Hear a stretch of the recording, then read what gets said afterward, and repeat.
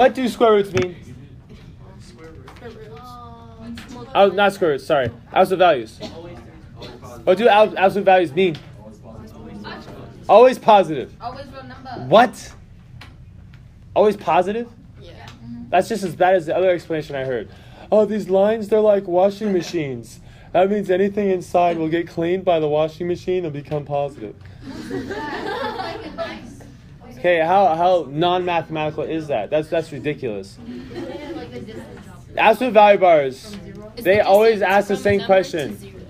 Yes, thank you. It's a distance. That number is from 0. And can you ever have a negative distance? Okay, so this is the thing about absolute values. If you have something like this, this is saying, the absolute value bars are saying how far x is from 0.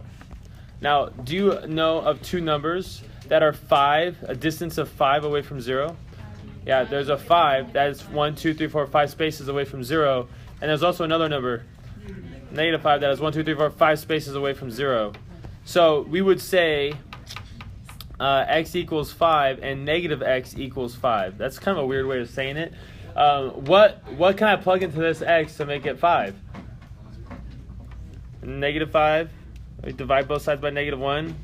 So you get negative 5. So here's the deal. The inside can equal a positive number or it can equal a negative number. And then it would just make it positive, right?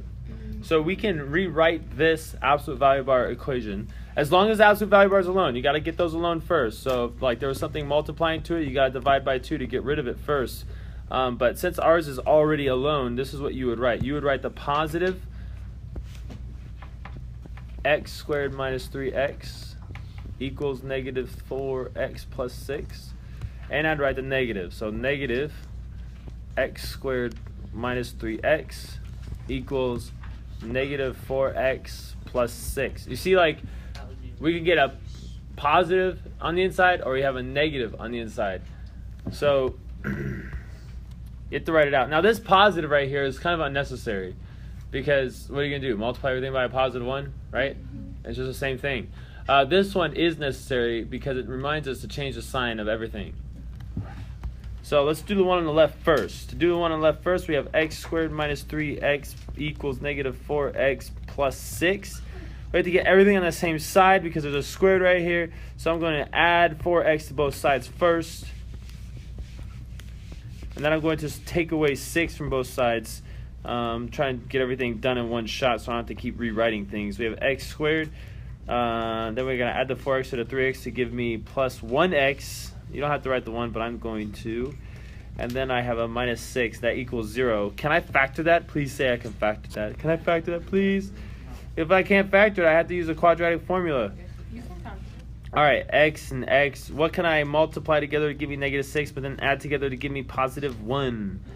Positive 3 and negative 2. So it looks like my two answers are going to be negative 3 and 2. Let's do the other side. You distribute this negative right here. Once I distribute the negative, we're going to have negative x squared plus 3x equals, on the other side, I have negative 4x plus 6. Now, because the x squared is negative, I'm going to move these guys over to the other side. So I'm going to add x squared to both sides and take away 3x from both sides. Let's write out what we get. So we have a 0 on the left side because we took them away, obviously. We have an x squared. And then we have these like terms right here. We have a negative 4x and then a negative 3x. That gives me a negative 7x. And then no other like terms. That's it, right? Plus 6. All right, can I factor this? Oh, I hope so. I hope so. If I can't factor this, I have to use the quadratic formula or complete the square, which would both ways suck. What two numbers multiply to give me 6, but then add to give me negative 7? Negative 6, negative 1. Oh, man, you guys are so intelligent. X equals? 6 and 1. Okay, do we have to test these? Do we have any limiting operators? No, our limiting operators are square root signs and big division bars. Because you cannot have a 0 on the bottom and you cannot have a negative number inside there. These are our only limiting operators that we're working with, and absolute value bars are not limiting operators. So these are all your answers. Wow, you got lots of answers.